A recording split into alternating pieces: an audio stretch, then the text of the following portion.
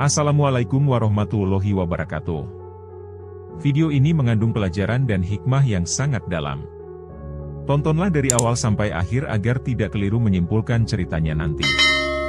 Anda dapat menuliskan pelajaran dan hikmah apa yang dapat dipetik dari video ini di dalam kolom komentar nanti. Selamat menonton. Dikisahkan bahwa Luqman memiliki seorang anak laki-laki yang selalu membantah ketika diminta melakukan suatu pekerjaan. Setiap kali disuruh, dia selalu beralasan dengan berkata, "Apa kata orang-orang nanti?" Maka Luqman pun bermaksud untuk mendidik anaknya itu dengan cara membawanya berjalan ke pasar. Suatu hari, berangkatlah dia bersama anaknya tersebut ke pasar dengan membawa seekor keledai. Karena keledainya kecil, maka dia memerintahkan anaknya untuk menaiki keledai itu dan dia mengiringinya sambil memegang tali keledai tersebut. Di tengah perjalanan, mereka bertemu dengan sekelompok orang dari arah yang berlawanan.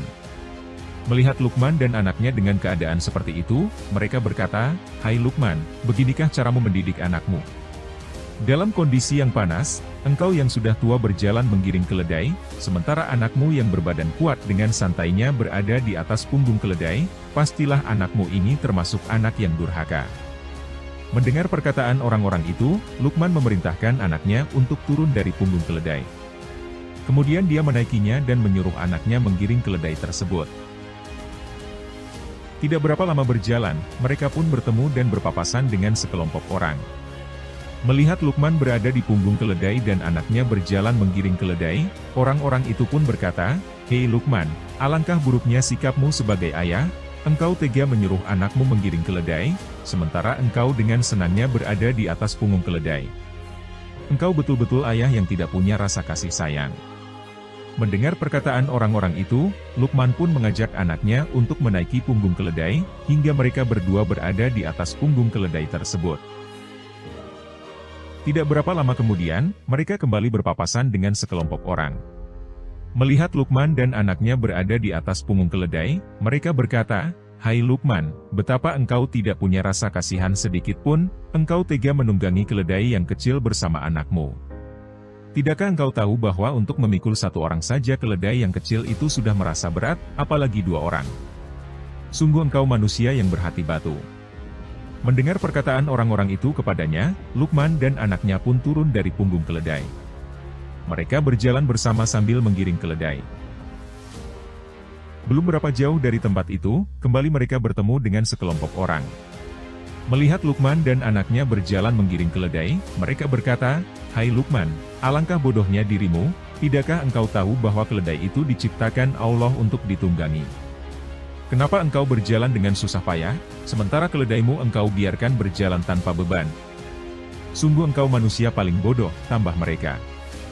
Mendengarkan perkataan orang-orang tersebut, Luqman mengajak anaknya mencari beberapa potong kayu lalu mengikatnya.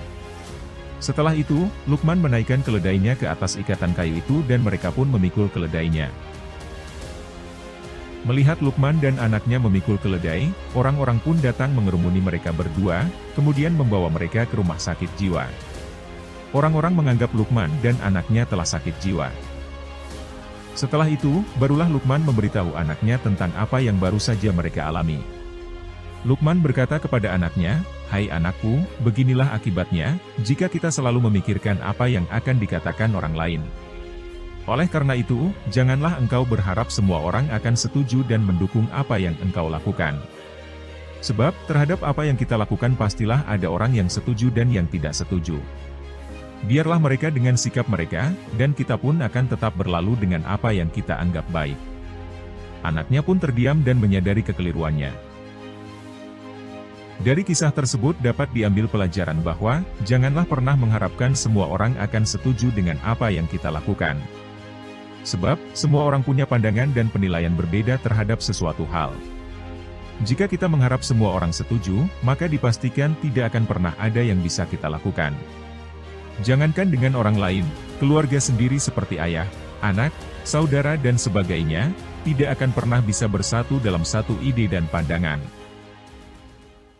Demikianlah akhir kisah ini, jangan lupa subscribe dan komentarnya ya. Terima kasih telah menonton.